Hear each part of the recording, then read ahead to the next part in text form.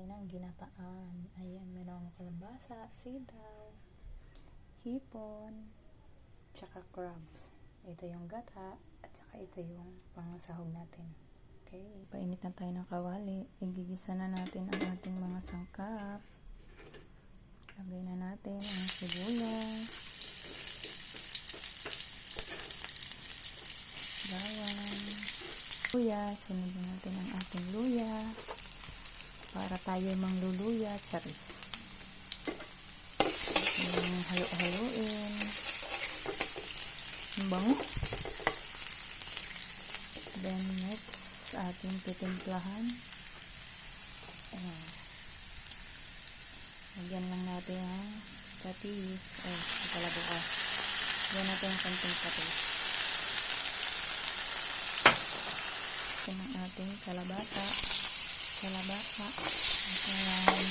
misos-misos.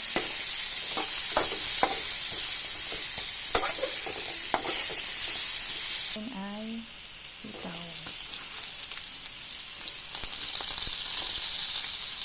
Misos na inday.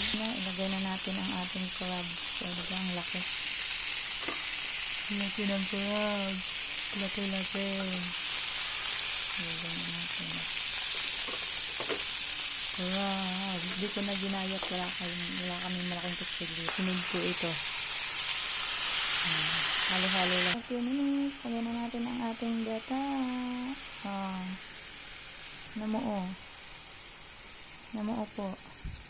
Lagyan natin ang ating gata. Namuo kasi galing rep. Yan na ang ating niluto. Natimplahan ko na yan. Hindi ko lang na video. Ay! Excited na ako kumain.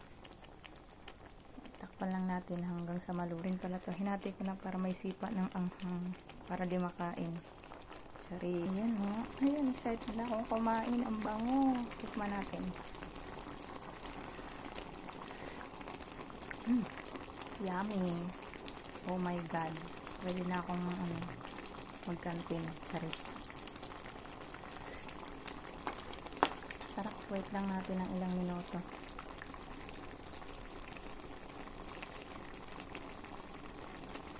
Natin na rin kayo. Bye. Sarap.